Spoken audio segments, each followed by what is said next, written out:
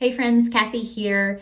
So today's vagal toning exercise is what I call the 60-second stress layer. If you're familiar with that breathing exercise, either through a link on my website or through the free sample breathing exercise for my on-demand library, you will be familiar with this. You will have practiced it before if you've used that. If not, this is a good, easy one to do any time of day.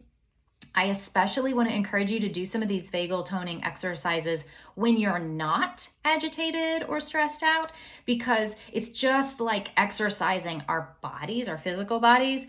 We want to train for, say, the big race or the tournament or the pickleball game. You want to practice and train ahead of needing to be fully on. So we want to practice this equilibrium, this balancing, this bringing ourselves back to the most calm, balanced state when we're not out of sorts, so that when we do get out of sorts, our resilience is stronger and we can come back to that homeostasis, that more balanced, more inner, calm state. That's our natural state, is that calm, content, easy place, like you're just feeling at ease. So that's what we're trying to bring more of into our lives through doing this. And again, anytime we're doing them, toning the vagus nerve is also helping to support proper optimal functioning of all of our physical body systems. So let's jump into the exercise. So we're going to place the hands on the chest or maybe on the low belly. Maybe you just place them on your lap. I would suggest you go ahead and close the eyes, because that allows us to bring our attention really inward. We don't get any stimulus from our vision or any stimulation to the eyes, so we can really focus inward. So we're going to bring a deep breath in, allow the collarbones to raise just slightly, filling the upper lungs, the middle of the lungs, down into the belly. You'll feel the whole lung expand. You might even feel yourself sitting slightly taller. And then as we exhale, the belly draws in just slightly, the middle of the lungs empties. And then as the air exits the top of the lungs, you might even feel the collarbone rest down slightly or lower just slightly. Let's do that twice more today. And this time we're going to extend the exhale. Make it take a long, long time for that exhale to fully empty from the lungs. That is the goal of this exercise, is to lengthen that exhale just as long as you can. Inhaling again.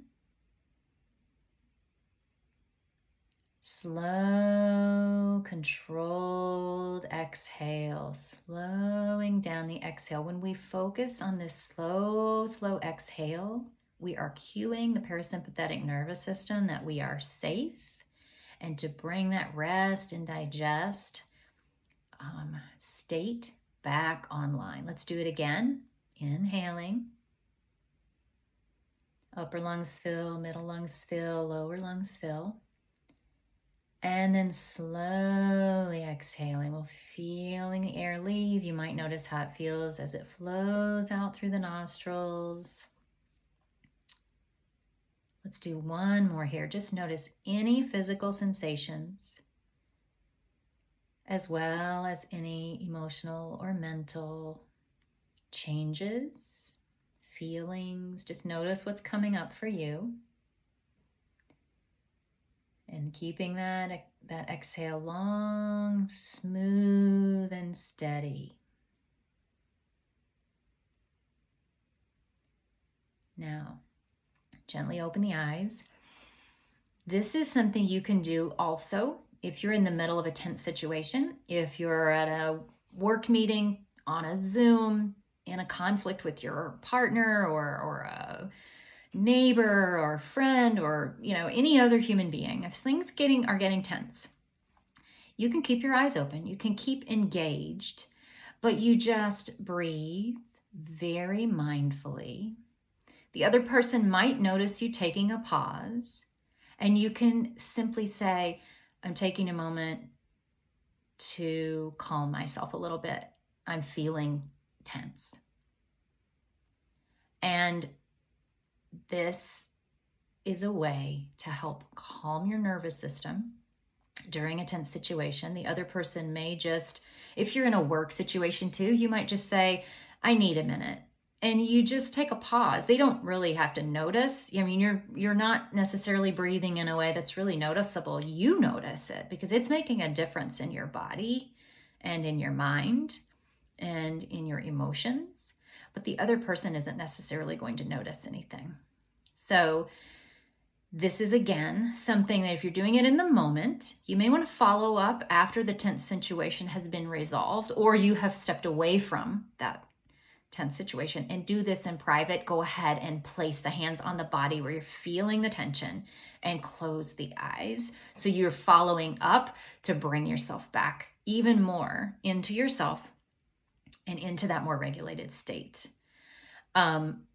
I highly recommend, again, doing this when you're not agitated so that it's really easy for you to think of it when you are in an intense situation. Because sometimes we get in that fight, flight, or freeze or fawn type of reactionary state and we forget all of our tools. So this is something that if you've practiced it over time, you can be like, oh yeah, my breath. I'll just use my breath here. It's going to help me think more clearly in this tense situation. It's going to help me communicate more effectively. It's going to help me maintain my emotional regulation so that my emotions don't interfere with solving this issue. And it's always okay in these tense situations to ask for a break or say, I actually need to step away for just a minute. I'll be back in 5 minutes. I need a moment. That is always a legitimate ask. And I just want to remind people of that because there was a time in my life where I didn't do that. And I didn't consider it an option. I thought I needed to stay there and we needed to work it through and it just had to be handled at that moment. So keep in mind that that's a little extra tidbit, but asking for a break when you feel dysregulated or your physical body is responding a way that's notifying your logical mind, like, hey, my stomach is so tense. I can feel it in my shoulders. I'm clenching my jaw. These are ways your body is trying to tell you, hey, this is becoming overwhelming for you. You might feel what they call flooding. Your emotions are just beginning to take over. You cannot think straight then. It is our reptilian brain coming on board, and it does not know the difference between a saber-toothed tiger and a very unsettling argument where you just don't feel emotionally safe. Like, it's just like, I don't feel safe. I got to get out of here. And it starts just focusing on get to safety, whatever it takes. So that's not a very logical place to operate from or rational place to operate from. So I'm going on about this, but I just want to encourage you, like, breath can help you before you get to that point.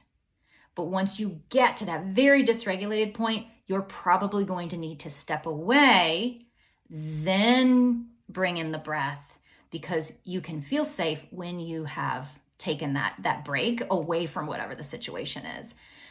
So this is a long one today, but I would love to hear what's working well for you in this series of vagal tone focused exercises.